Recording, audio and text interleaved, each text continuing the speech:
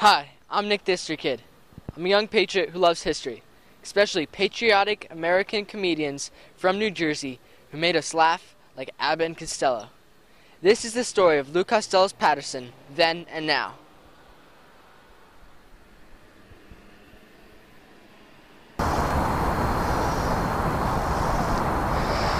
Lou mentioned his hometown Patterson in almost every episode of his TV shows and many of his movies.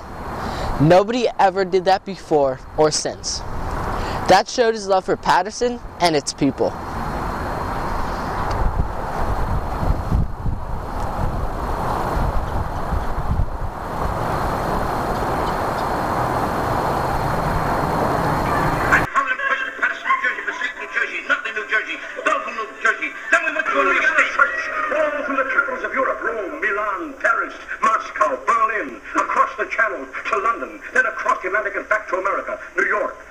Chicago, Milwaukee, Patterson, and then Niagara Falls.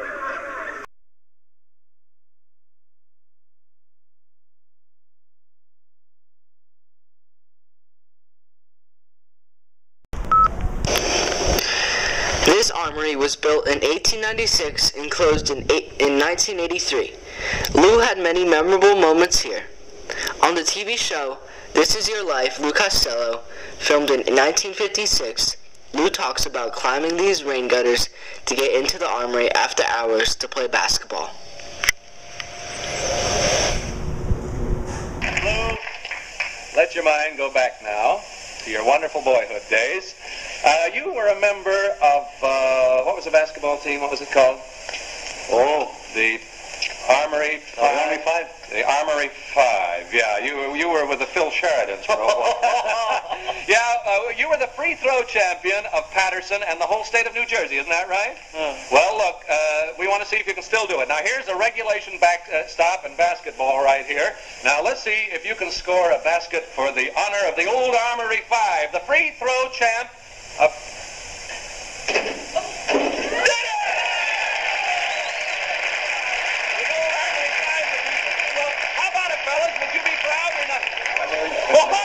There they are. You still have an eye. There they are. Lou, this is, that's little Midgie Shields, and that's Bill Probert, and here's George Probert, and Jake Breslin, the whole gang. You're still all living in Patterson. Some team you had. What happened to the mascot?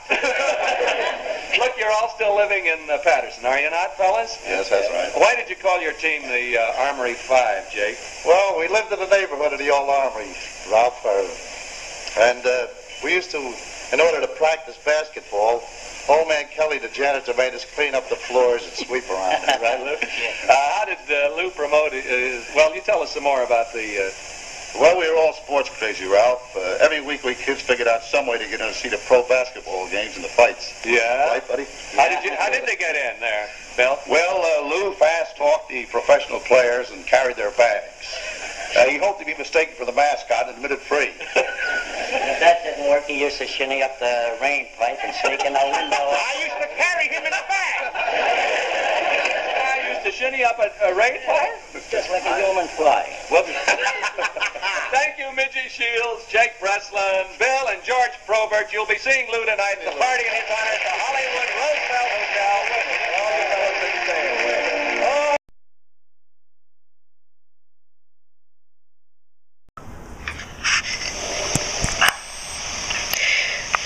Most people don't know this, but Lou was the state foul shot champion 2 years in a row.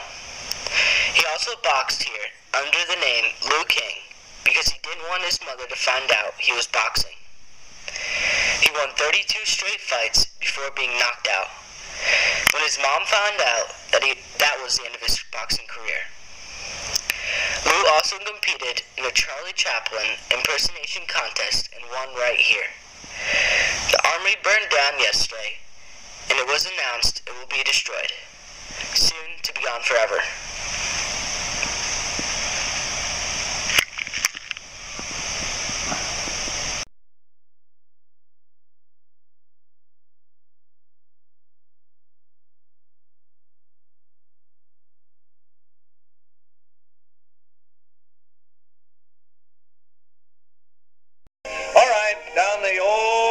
familiar Patterson streets, Lou. Let's go to your house on 33rd Street.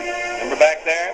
Come on, let's take a walk back here to 33rd Street and look, sitting on the front porch, there's Mom. Yes, indeed, your beloved Mom, Mrs. Costello. Here she is. No wonder they're here, too. Couldn't find nobody home. Lou says he couldn't find anybody home. We were told that he came home early tonight. Everybody was gone. Says, where is everybody? What's going on around here? Let's see, Costello is your real name. That's right. Lou. But you changed it to Costello. When was this? Oh, when I was doing extra work in pictures. Yeah? There was a girl named Helene Costello, and I took her name. Yes, indeed. Remember her. Here we are, swinging with Mom on the porch on a summer evening. Just like you when you were a boy. Dad's here in spirit too, Lou, I'm sure, though he died in 1947. And it was here on the front porch swing that you used to tell Mom about a glorious dream. What was that dream, Miss Costello? Little Ralph, Lou always wanted to be an actor. And he used to say to me, well, Mother, someday I'm going to take you to California, to Hollywood, and I'm going to buy you a little white house. And you know, Ralph, he did all that. His He dream. bought me my little house, And he became and the he star. became a star. Yes, indeed. Lou lived here on 33rd Street in Patterson until 1939. The house is still standing. In this house, Lou dreamed of boxing, basketball, and making people laugh. I wonder if he could have ever imagined how he would make the world laugh and serve his country at the same time.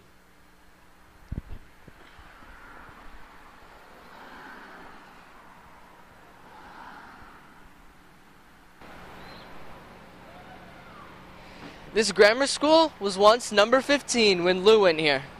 What happened here is important to Lou's character development during his Hollywood years. Lou would get in trouble once in a while and would tell his teacher, Mrs. Whitehead, I'm a bad boy. She made him write it 100 times on the backboard. This classic line is part of what made Lou Costello a comedy legend, and it all started right here in Patterson.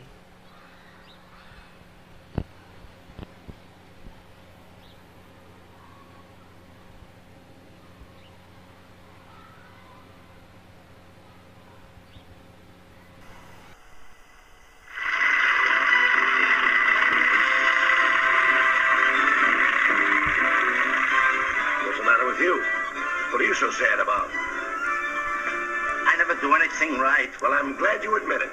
You never do. You're always in trouble. Always doing something wrong. Why do you do these things, Lou? Why? Oh, I'm a bad boy. Certainly you are. Good night, folks. So long. Lou and his friends would often come here to swim at the base of the Great Falls.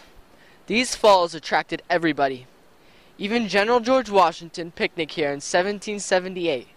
That's 150 years before Lou swam here.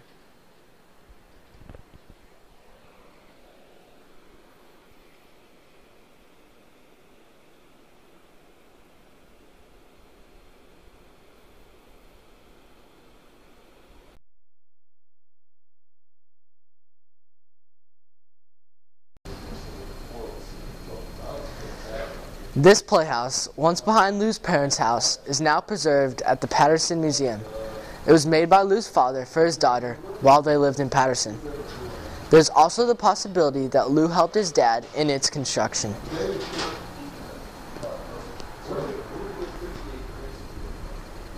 There's probably more than that now, because what they did, the people lived, they went out. And so when they went out, they bought it. This is a picture of Abbott and Costello, signed by Lou. Notice, after Lou's signature, he writes, I'm a bad boy. Over here is Lou's pipe holder, donated by his daughter, Chris Costello, to the Patterson Museum.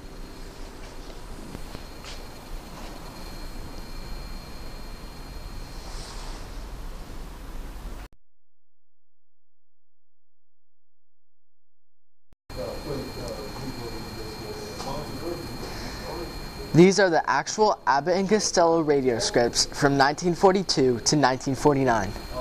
Words on paper are one thing, but comedians like Abbott and Costello brought them to life and made us never forget them.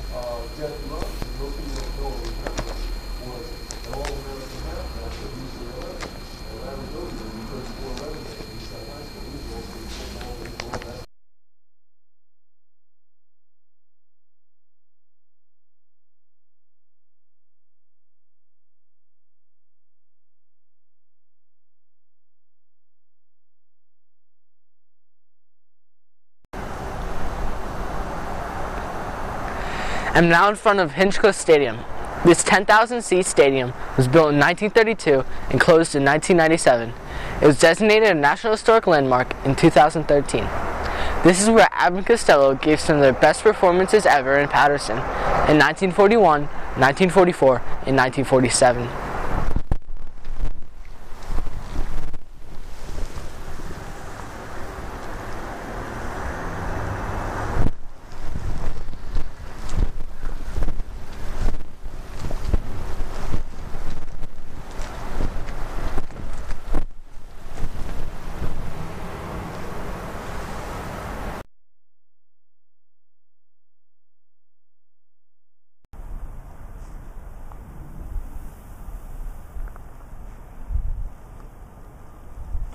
On this field, Abbott and Costello did their famous "Who's on First" routine to the delight of Lou's people, the people of Patterson.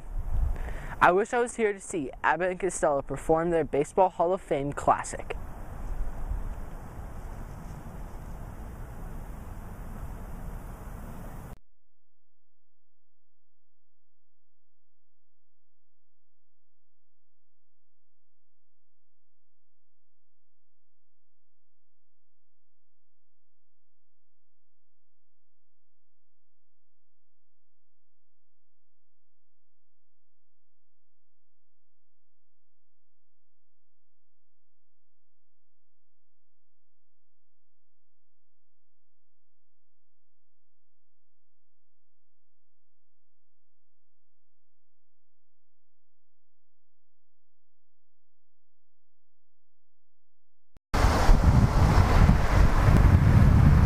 The Fabian Theater entrance was here on Church Street.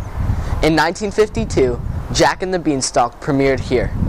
Lou came on stage to introduce the movie to the delight of all in attendance. Today, I'm going to try to give you an idea of what it was like on that day 64 years ago.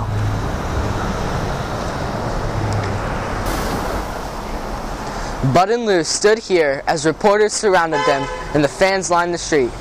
These movie posters are similar to the ones posted here, April 5th, 1952, when Patterson came out to see their hero.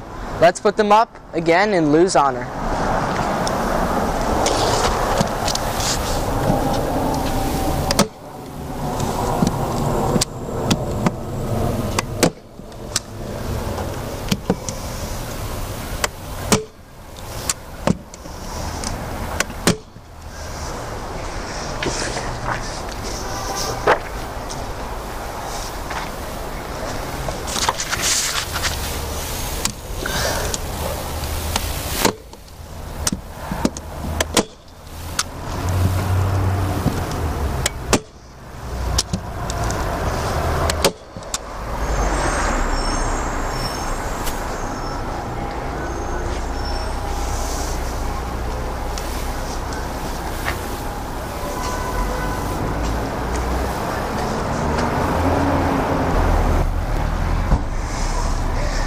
Lou came to this theater many times as a child, and it made sense why he wanted to come back here to premiere his movies. The inside of the Fabian may now be gutted and empty, but the memories will last forever. Thanks, Mr. Costello.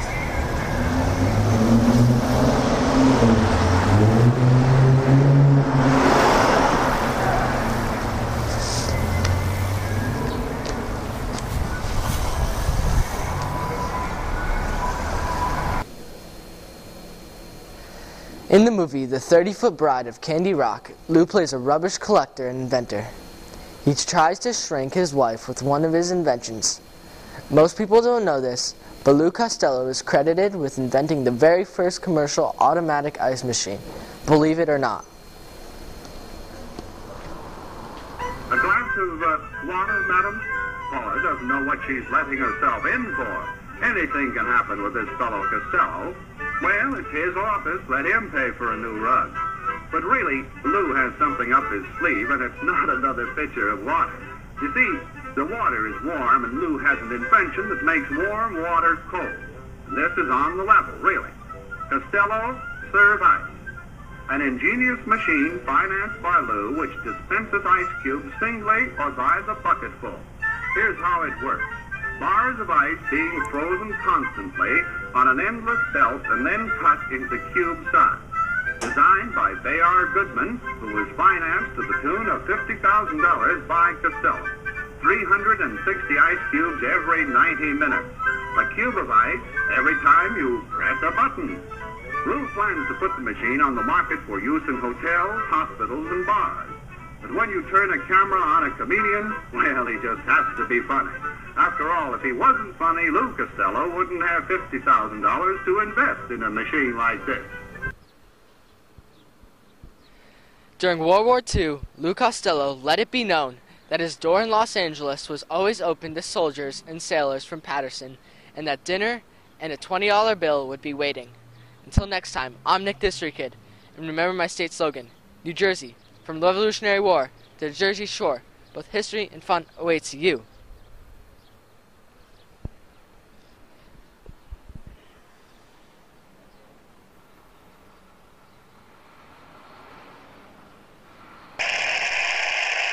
This is your life, Lou Costello.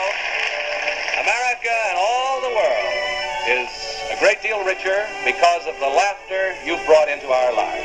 But even more important, you've shared the rewards of that laughter with the needs of a child. Good night, Lou. Ralph, thanks a lot. Thanks to you, pal, and thanks to all these wonderful people who've come from out of your past to be with you tonight. Here we go. Say hello to him, gang. This is your life.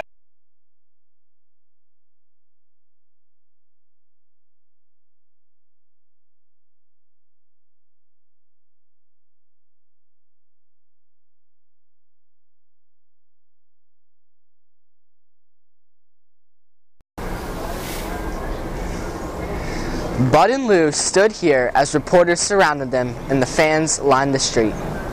These movie posters are similar to the ones posted here April 5th, 1952, when Patterson came out to see their hero. Let's put them up again in honor of Lou.